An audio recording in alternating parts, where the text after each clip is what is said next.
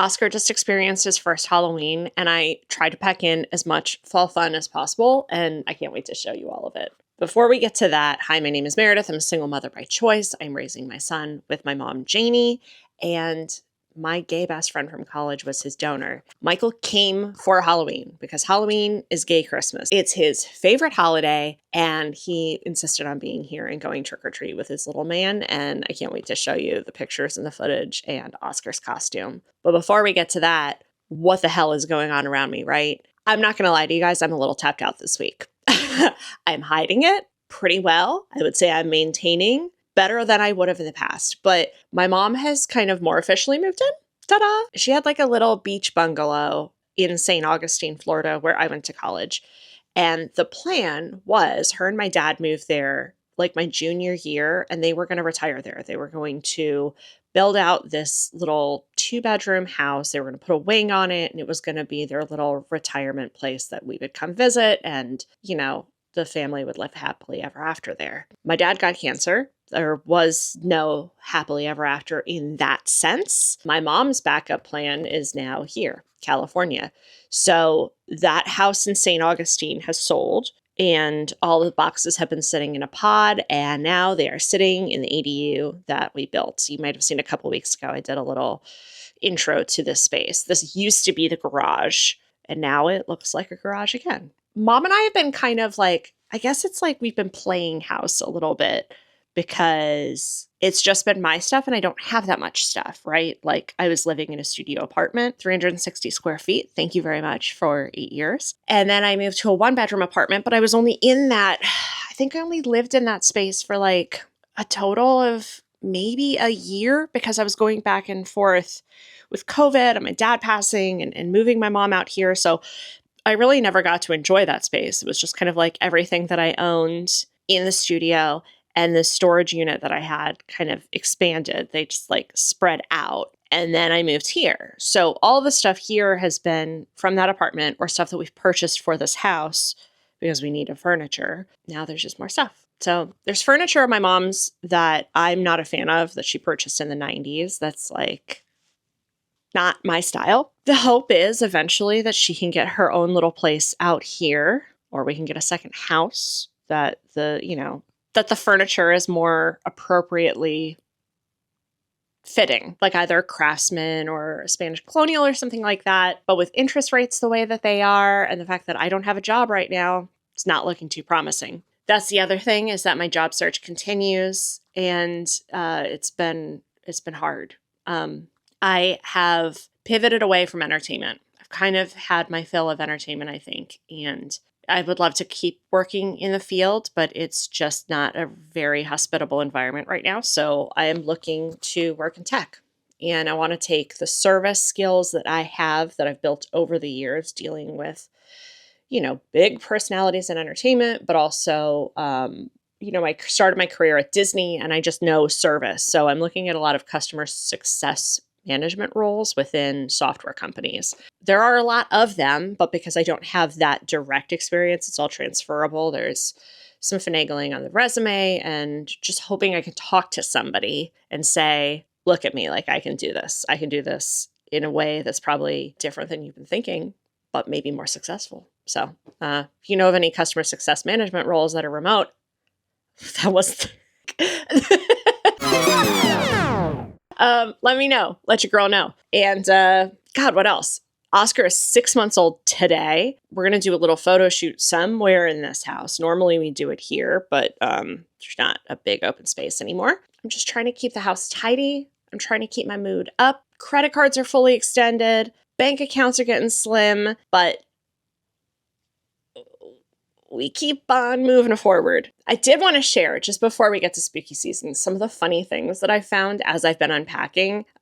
So let me attach my microphone and we'll continue. Okay, this one's a real solid one, and my Star Wars fans out there may recognize it as the Queen Amidala answering machine. How sweet is this? Like, God, I wish that I could plug it in and play some sounds for you. There are just some sound buttons here absolutely fantastic, right? Like gorgeous. I don't know how much I could sell this for. I need to look into that. I kind of love it, kind of don't want to sell it, but there is like a lot of Star Wars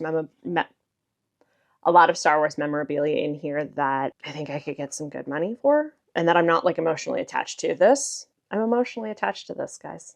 This photo album used to sit in my room, and oh my god, the first picture are my cousins when they're little babies. But let me find a picture that I don't want to share them up close because I don't have their consent to share it. But like, oh my gosh, this is a good one. Look at that. Look at my mammy. What else do we have in here? Oh my gosh, look at this very swell. Look at this Little Mermaid parade float at Disney World. Incredible. How about this guy? I wonder where this guy's at right now. Mowgli in blue. Look at that costume. Oh my heavens. Just a grown white man dressed as Mowgli. Look at this picture of my mom and dad. That's a good one. Trying not to get the glare on it. Great. I mean, it's great. There are pictures from my 6th grade trip. Fantastic. There's pictures of Irish dance competitions that I used to do because I was an Irish dancer, ladies and gentlemen. And speaking of, I found all of my old Irish dance competition shirts. Look at this. How about that? Amazing. You can see all the different schools on the back. I danced with Culkin. That was my dance school. Additionally, secrets, guys. Secrets. There is stuff in here. I'm going to read a passage. Because I danced at the White House when I was in, oh my God, this is incredible. We danced at the White House for St. Patrick's Day, the year 2000. And I actually like drew a diagram of the East Room. And I checked. The East Room was not destroyed by Trump. It's just the East Wing. Just an entire wing of the place. This is great. So here's like a passage from my experience in dancing at the White House. We went through security, which was a turnstile, followed by a countertop in which to place your baggage, then a metal detector. I beeped. I think it was my shamrock bracelet. Then my dance teacher introduced us to Megan, who was kind of our guide. She was so nice. She took us into the White House. We first went into a reception room, then into a hall, past the sculpture garden, then into another room that really didn't have a purpose. Yikes. I'm just giving a lot of directions here. Oh my gosh, get to it, Meredith. Up some more steps to the right and into the East Room. I've put asterisks around it. President Lincoln housed the Civil War soldiers in that room. Susan Ford had her senior prom there, and Lyndon B. Johnson's daughter had her wedding reception in that room. I'm tired. I'll finish tomorrow. So then the next day, it says, the room was lavishly dressed. About 3 to 4 foot round tables sat at either end of the room, all on 2 pretty rugs. This is incredible. It goes on. We started practicing the jig. With that, Nikki yells, oh my God, Jenny, look, it's him. I'm not kidding. He's really down there. We all ran to see the window to see him. It took a while to stand on my toes and find him, but the President of the United States of America was a story below us, playing ball with the first dog of the United States of America. We watched him about 5 to 7 minutes and tried to get his attention. TTFN. And then I just talk more about how we practiced dancing. And I never actually got to like when we performed. It's just a lot of writing about how we got into the White House, directions and all. And the floor plan if you need it. So that, and then like an original Tamagotchi. So truly some gold in these boxes. But that's not why you're here. You want to hear about Oscar's first Halloween, right? Here we go. So I have some clips here, but I'll just kind of guide us into them. The first thing I want to share is that I took Oscar to the Anaheim Fall Festival and Halloween Parade. Is everybody ready? Yes, it's our first time, me and Oscar, going to the festival. We're going to do it. Which has been going on for over 100 years. I was just so excited to show it to him. It is like the most wholesome Halloween experience ever. The entire city of Anaheim basically participates. We were the only Anaheim residents not in it, I'm pretty sure.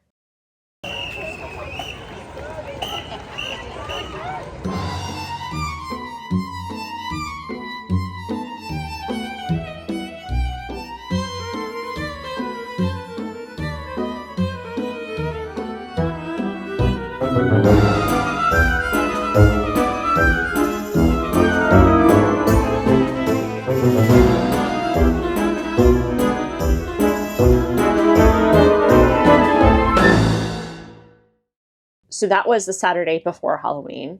That night, we went to our neighbor's Halloween party, and Oscar won Best Costume. Because what was his costume? An Oscar. And I am the Oscar winner. And Michael was the Oscar presenter once he got into town. The next thing on the docket was pumpkin patch time, which was very important to me. I wanted to get a pumpkin big enough to carve and to put my son in, because this is the only year I'm going to be able to put Oscar in a pumpkin. I mean, I'm sure I could in the future if I find a big enough pumpkin, but you know what I mean. So we went with our friends to the pumpkin patch. If you've watched Vanderpump Rules, you know Lala Kent. We started our single mother by choice journey about the same time, but she just got pregnant really fast, and I was going through the whole IVF thing, so she is literally a pregnancy ahead of me. She had Sosa at the beginning of September, and then I got pregnant with Oscar at the end of September, mid-September. She also has a daughter from a previous relationship, Ocean, and then her mother is a widow who lives with her the same way I have my mom living with me. So we get along really, really well. So we drove up to Sherman Oaks and went to a pumpkin patch in the middle of a parking lot of a mall. And I got Oscar a big old pumpkin. Hi! Hello! Pumpkin! Did you get your pumpkin, Oscar?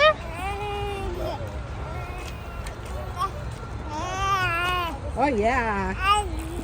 Oh, yeah. I think like 2 days later, Michael came into town, and we did a little bit of just kind of like around the city Halloween stuff.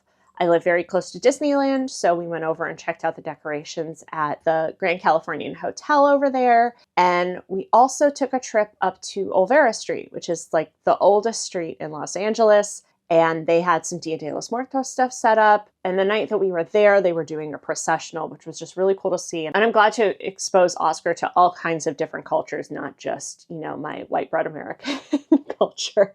And then it was time for trick-or-treating. Michael, what are we doing? Trick-or-treating. With our baby. Mm-hmm. Yay! It is silly to go trick-or-treating again. Like, of course we took him out. We didn't go to every house. And I wouldn't say that our street is like a very trick-or-treat friendly street. Like, a lot of the houses had their lights off and had like their trash cans out. So like you couldn't even go up to the door, which is just kind of a bummer. But we had the doors to our yard open, and my mom sat there with her little trick-or-treat bowl and stuff. And Michael and I just stopped at a couple of neighbors that we knew. And Oscar, I think, got a pretty good bounty for 5 months old. And our costumes, again, Oscar the Oscar, Meredith the Oscar winner, and then Michael the Oscar presenter, because he also presented his sperm in a cup at one point to someone. It didn't stop at Halloween. Mommy and Daddy had their first night out. We were invited to a vampire party the next day. So Michael and I got to get all dressed up and go to that. Okay, we were at Spirit Halloween because Meredith forgot all the makeup back at home. All right, what are we doing? We're doing it. We did it. We did it. We did it, Joe. We did it, Joe. It was fun. Like, it was fun to just get out. I'm so lucky that I have my mom. I can just trust her to watch him. Like, she takes as good care of him as I do. So going out isn't harrowing. I have her. So that was it. This is kind of a little bit of a fragmented episode here. I just wanted to document Oscar's first spooky season and share it with y'all. Yeah, like I said, I'm getting tapped out. Things are hard. My to-do list is ever growing, and I feel like there aren't enough hours in the day, but doesn't every parent feel that way? Anyway, if you made it this far, hit me with a little jack-o'-lantern down below to celebrate the end of the spooky season, and send a little prayer, send a little happy thought for me, because I need it right now. Bye. See, everybody. Michael, what did you think of your first foray into Southern California Halloween celebrations? Oh, well, this tonight was really cool. And I really like all the decorations people do on their homes. Oh!